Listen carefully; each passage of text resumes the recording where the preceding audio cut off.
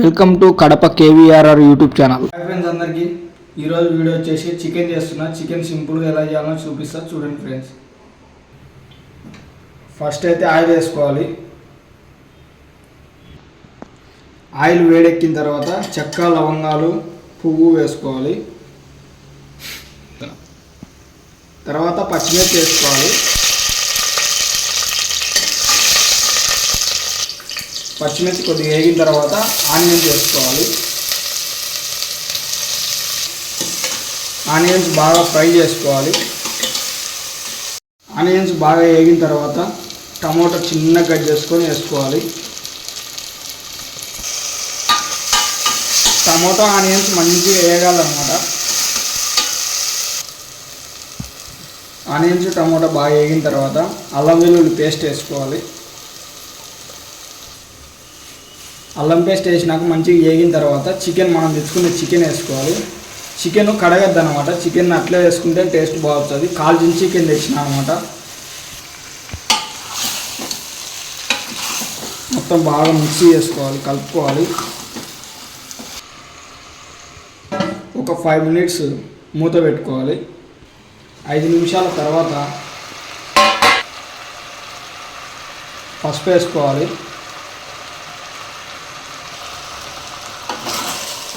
మంచిగా చికెన్ మొత్తాన్ని బాగా మిక్సింగ్ చేసుకోవాలి, కలుపుకోవాలి. పసుపు బాగా అన్ని ముక్కలకు పట్టేటట్టు కలుపుకున్న తర్వాత మళ్ళీ మూత పెట్టేసి ఒక 1/2 hour బాగా ఉడకనియాలి.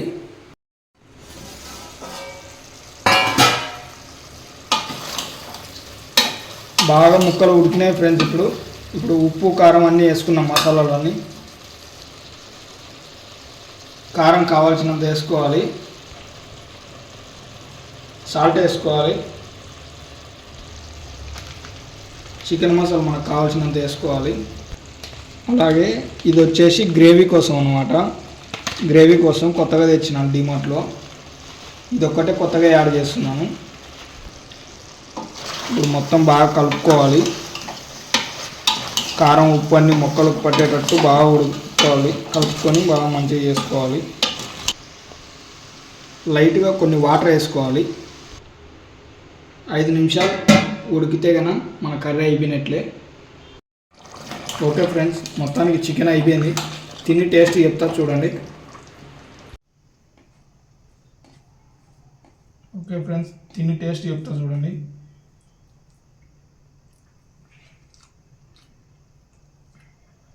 సూపర్ ఫ్రెండ్స్, బాగుంది టేస్ట్.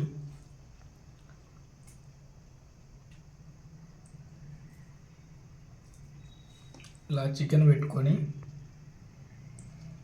ఇలా ఆనియన్ పెట్టుకొని, రైస్ పెట్టుకొని,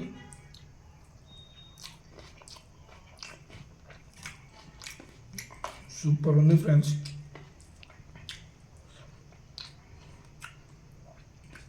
బాగుంది ఫ్రెండ్స్, మీరు కూడా ఒకసారి ట్రై చేయండి. ఇట్లా చికెన్ సూపర్ ఉంది టేస్ట్.